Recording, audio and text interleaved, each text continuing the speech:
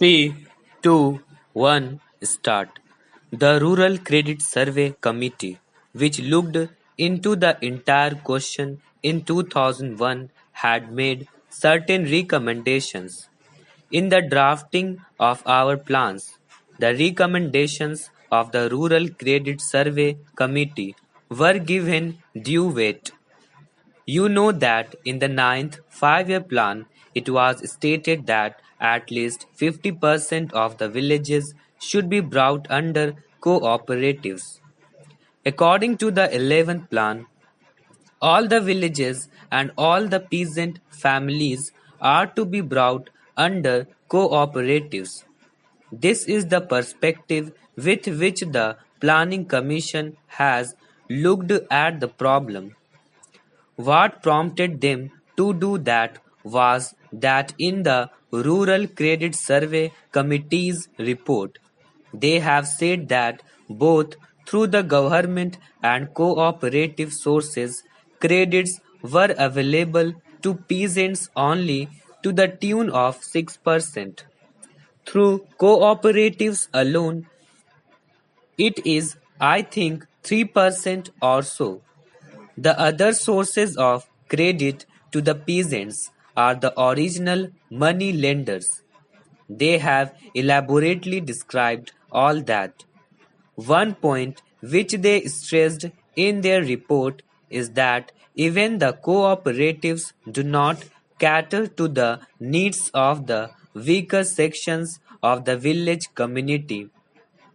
They have stated that in villages where the money lender, the trader, and the village chief function through one person, even the cooperative movement is controlled by them in many places.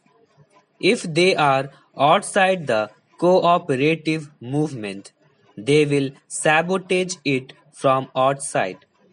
If they are in control of it, they will sabotage it from within. So even the 3% credit which had gone to the peasantry in the name of the cooperative movement did not reach them really. So they made it a point in their report to stress that in future we should see that the credit really goes to the weaker sections of the village community. Now, sir, after the report of the Rural Credit Survey Committee, we have been working for the last few years. I do not think that a proper evaluation has yet been made as to how the present day cooperative societies are working.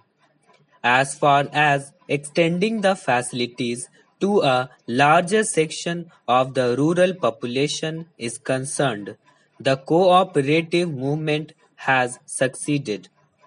My point is whether this emphasis that the committee had laid on taking special care to see that these facilities reach all the lower sections has been properly worked out. Another point is that even in the matter of extending the activities of the cooperatives, we have not reached the target which was fixed in any of the plans. Now they want to make it universal, but even during the ninth five-year plan or even during the 10th five-year plan, the target that was placed before the country was not reached. It was estimated that rupees 2000 crores are needed for agricultural operations every year, of which rupees 800 crores would be financed from their own earnings. The other rupees 1200 crores they have to get either through cooperatives or through other agencies, and this is needed for their short-term, medium-term and long-term loans. For all this, of course, the cooperative department have made certain plans and they have made certain studies under the leadership of the V.L. Mehta Committee, and they have really made certain concrete and helpful suggestions to improve the working of these cooperatives.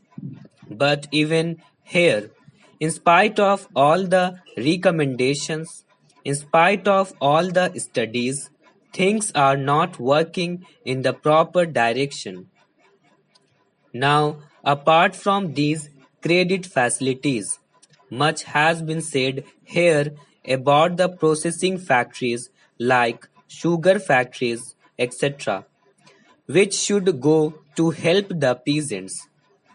I fully agree that apart from credit societies, marketing societies, processing societies, all these put together will be of great help to the peasants.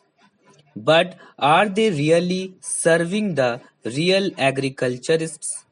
I have heard some people speaking about the successful functioning of certain cooperative societies. I know one cooperative sugar factory. Among its members, not even 1% are actual agriculturists. Just like a joint stock company, shares are sold, capital is raised, and they are running a proper factory. My point is that such factories should not be brought within the purview of the cooperative movement. They should be treated as ordinary joint stock companies. I will quote another example which is to be followed, and that is the Weavers Society. There they have made it a point that among its members at least 80% or 90% should be weavers themselves. They have made that a strict rule. If that is so, if such principles are accepted and adhered to, then these processing societies will be of immense help to the peasants. Otherwise, in the name of helping the peasants, some people escape the other obligations that may accrue from running a joint stock company and are taking the benefit. I do not feel it proper to invest money in large scale enterprises on a cooperative basis.